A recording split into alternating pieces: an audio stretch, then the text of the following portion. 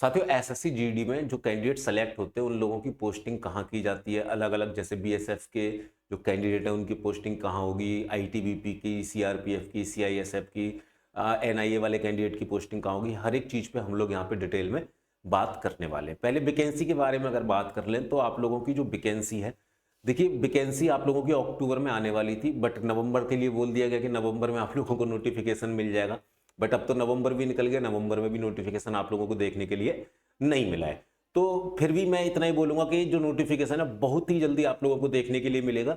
अभी दिल्ली पुलिस के exam start होने वाले हैं आपके दिसंबर के मिड दिसंबर में, मिड जनवरी तक चलेंगे। उसके बाद एसएससी एमटीएस वगैरह के एग्जाम होंगे। एग्जाम भी आप लोगों का मार्च के लास्ट में या अप्रैल में जाके आप लोगों का एग्जाम भी हो जाएगा। तो तैयारी तो आप लोग बेहतरीन तरीके से कर ही रहे होंगे और तैयारी को करते भी रहिए। इस वीडियो के अंदर हम लोग हर एक डिपार्टमेंट में कहाँ कहाँ पोस्टिंग आप लोगों को मिलेगी, कितना सैलरी मिलेगी, किस तरीके के काम रहेंगे, उन सब चीजों पर हम लोग थोड़ा सा प्रकाश डालने वाले हैं। आगे बढ़ने से पहले एक छोटी सी बात जरूर बोलूंगा, इस चैनल को जरूर सब्सक्राइब कर लीजिएगा, क्योंकि एसएससी जीडी से संबंधित या अन्य किसी भी सरकारी नौकरी से संबंधित जितनी भी इंफॉर्मेटिव चीजें होती है मैं आप लोगों तक पहुंचाता रहता हूं। अगर इंफॉर्मेशन अच्छी लगे तो वीडियो को भी लाइक जरूर कर लीजिएगा।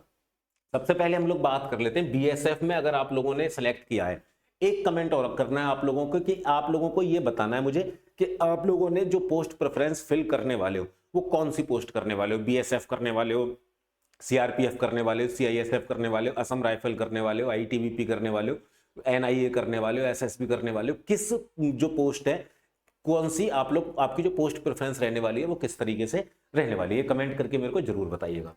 बीएसएफ की अगर मैं बात कर लेता हूं तो जो भारत और पाकिस्तान का जहां जहां बॉर्डर लगता है, दूसरा भारत और बांग्लादेश का जहां जहां बॉर्डर लगता है, वहां पर जो फोर्स डिप्लॉय की जाती है वो बीएसएफ की फोर्स होती है। अब भारत और पाकिस्तान का जो बॉर्डर है कहां कहां लगता है, जम्मू कश्मीर में लगता है, ठीक है ना, पंजाब में लगता है, गुजरात में लगता है, राजस्थान में लगता है। इन चार स्टेट में तो आप लोगों का भारत और पाकिस्तान का बॉर्डर लग जाता है। इधर आप लोग भारत और बांग्लादेश की बात करो तो असम से लगता है और पश्चिम बंगाल से लगता है। तो बीएसएफ के जो जवान होते हैं उनकी जो पोस्टिंग की जाती है भारत और पाकिस्तान के बॉर्डर पे और भारत और बांग्लादेश के बॉर्डर पे की जाती है। राज्य कौन कौन से हो सकते हैं आप लोगों का, भैया राजस्थान, राजस्थान से भाई पाकिस्तान का बॉर्डर लगता है, पंजाब वहां पाकिस्तान का बॉर्डर लगता है, जम्मू कश्मीर वहां पाकिस्तान का बॉर्डर लगता है, पश्चिम बंगाल वहां बांग्लादेश का बॉर्डर लगता है, असम वहां बांग्लादेश का बॉर्डर लगता है, गुजरात वहां पे आप लोगों का पाकिस्तान का बॉर्डर लगता है। तो बीएसएफ का मेनली पोस्टिंग कहां होती है, भारत पाकिस्तान के बॉर्डर पे, भारत और बांग्लादेश के बॉर्डर पे। छुट्टियों की मैं बात करूं तो नॉर्मली आप लोगों को 60 से 75 दिन की छुट्टी यहाँ पे मिली जाती है। 60 दिन की 30 दिन की वार्षिक अवकाश होता है, 15 दिन की सामान्य छुट्टी हो जाती है, कुछ बेसिक छुट्टियां होती है, कुछ आपकी विशेष रूप की छुट्टियां जो मिलती हैं उस तरीके की छुट्टियां मिलती हैं। सैलरी आप लोगों को 60 से 70 हजार रुपए तक बन जाती है। आप देखें 21,700 से लेकर 69,100 रुपए तक आप लोगों की सैलरी है। अब इसमें डिपेंड करता है कि आप लोगों की जो पोस्टिंग है वो किस इलाके में हुई है और उस इलाके में एचआरए क्या है, टीए क्या है, डीए क्या है, उस तरीके से जो अनाउंस है उनके ऊपर आप लोगों की जो है सैलरी डिपेंड करती है, थोड़ी सी वेरी करती रहती है। डिपेंड इस चीज पे करता है कि आपकी पोस्टिंग इन राज्यों में से किस राज्य में की गई है और किस राज्य में से भी किस पोस्ट पे की गई है, ठीक है ना।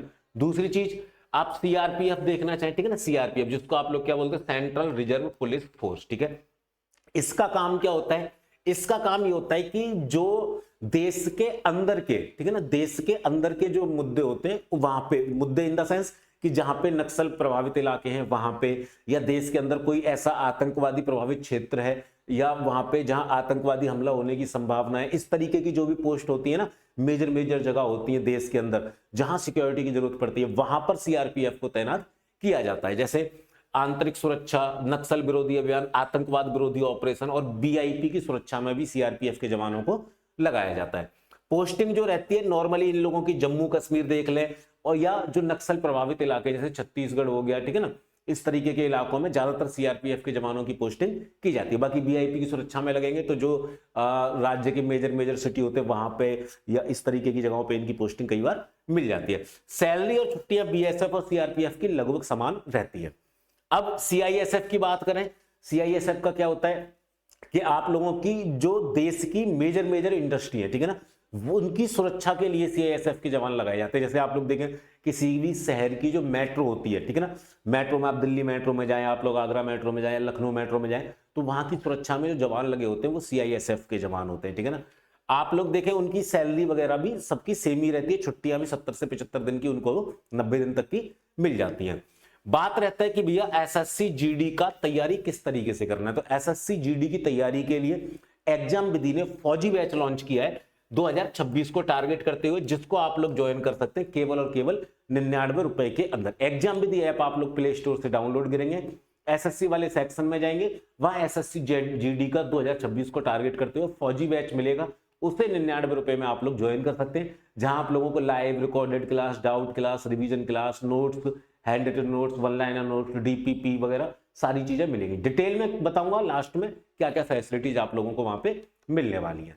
यहाँ पे देखें एसएसबी के जो होते हैं सशस्त्र सीमा बल के जो जवान होते हैं, सशस्त्र सीमा बल के जो जवान है उनकी जो पोस्टिंग की जाती है भारत और नेपाल की जहां सीमा लगती है, भारत और भूटान की जहां सीमा लगती है, इन दोनों जो सीमाएं हैं वहां पे आप लोगों के एसएसबी के जो जवान हैं वहां पे इनकी पोस्टिंग की जाती है, ठीक है ना। नेपाल और भूटान से सटे सीमावर्ती क्षेत्रों पर एसएसबी के जो जवान हैं इनकी पोस्टिंग वहां पे की जाएगी, ठीक है।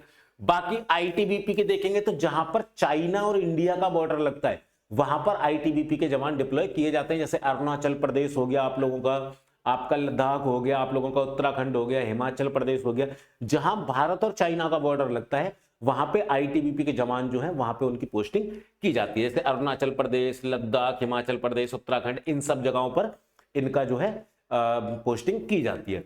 असम राइफल्स की अगर आप लोग देखेंगे तो जो पूर्वोत्तर राज्य नॉर्थ ईस्ट जो है, सेवन सिस्टर्स जो है, ठीक है ना, वहां पे असम राइफल्स के जवानों की पोस्टिंग की जाती है। पूर्वोत्तर राज्य में किसी में भी आप लोगों की पोस्टिंग हो सकती है, चाहे मणिपुर सही, चाहे आप लोगों का अरुणाचल प्रदेश सही, नागालैंड सही, चाहे आसाम सही, कहीं पर भी आप लोगों की पोस्टिंग करवाई जा सकती है। नॉर्थ ईस्ट के जितने भी राज्य हैं वहां पर असम राइफल है, ठीक है।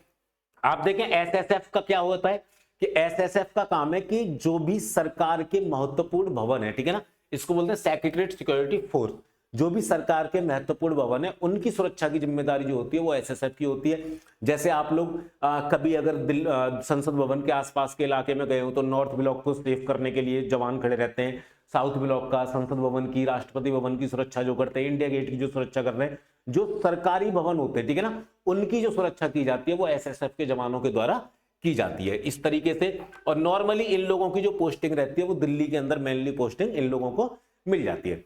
इसके बाद देखें तो एनसीबी वाले आते हैं, नार्कोटिक्स सेंट्रल ब्यूरो, ठीक, कंट्रोल ब्यूरो। इनका जो है कि जहां पर लगता है कि भैया ये बॉर्डर एरिया, यहां से तस्करी हो सकती है किसी भी नशीले पदार्थ की, ठीक है ना, जैसे गुजरात से हो सकती है या पंजाब से हो सकती है या कोई भी देश का कोई भी ऐसा क्षेत्र जहां लगता है कि ये यहां पर नशीले पदार्थों की तस्करी होती है, वहां पर एनसीबी के जो कैंडिडेट हैं वहां पे उनका पोस्टिंग की जाती है, ठीक है ना। प्रमुख शहर हो गए, राज्य हो गए जहां नशीली दवाओं का खतरा अधिक होता है। अगला आता है आप लोगों का एनआईए, ठीक है ना, नेशनल इन्वेस्टिगेशन एजेंसी, ठीक है। आतंकवाद विरोधी गतिविधियों की जांच और संचालन करना, देश के किसी भी हिस्से में विशेष रूप से आतंकवाद प्रभावित क्षेत्रों में इन लोगों की पोस्टिंग की जाती है। वापस में एक बार बता देता हूं आप लोगों को, एग्जाम विधि का एसएससी जीडी का 2026 का जो फौजी बैच है आप लोग इससे ज्वाइन कर पाएंगे केवल और केवल 99 रुपीज के अंदर। इस बैच के अंदर आप लोगों को लाइव और रिकॉर्डेड क्लास प्रोवाइड होगी, लाइव क्लास की पीडीएफ के साथ में आप लोगों को डीपीपी भी प्रोवाइड की जाएगी। डीपीपी यानी कि डेली प्रैक्टिस पेपर। इसके अंदर एसएससी जीडी के पिछले वर्षों में आए हुए क्वेश्चंस आप लोगों को प्रैक्टिस के लिए प्रोवाइड करवाए जाएंगे। डीपीपी में कोई प्रॉब्लम आएगी तो आप लोगों को डाउट क्लास प्रोवाइड करवाई जाएंगी। रिवीजन क्लास मंथली और वीकली तौर पर आप लोगों को प्रोवाइड करवाई जाती है। मैं नोट्स की बात करता हूं तो हर सब्जेक्ट के वन लाइनर नोट्स, हर सब्जेक्ट के ऑब्जेक्टिव नोट्स, हर सब्जेक्ट के हैंड रिटन नोट्स, हर सब्जेक्ट की ई बुक आप लोगों को प्रोवाइड करवाई जाएगी। और जो टेस्ट सीरीज है वो क्यूज के फॉर्मेट में सब्जेक्ट वाइज, टॉपिक वाइज और टाइप वाइज आप लोगों को प्रोवाइड करवाई जाएगी। तो जल्दी से जाइए, एग्जाम विधि ऐप डाउनलोड करिए और एसएससी जीडी का फौजी बैच ज्वाइन करिए केवल और केवल 99 रुपीज के अंदर। और जाते जाते मैंने जैसे आप लोगों को बोला था 3 काम आप लोगों को करने, एक तो चैनल को सब्सक्राइब जरूर करना है, वीडियो को लाइक जरूर करना है और कमेंट करके मेरे को ये बताना है आप लोगों को कि आप लोग इनमें से कौन सी पोस्ट को प्रेफरेंस देने वाले हो। मैं मिलूंगा अगली इंफॉर्मेटिव वीडियो के अंदर, तब तक के लिए जय हिंद, जय भारत।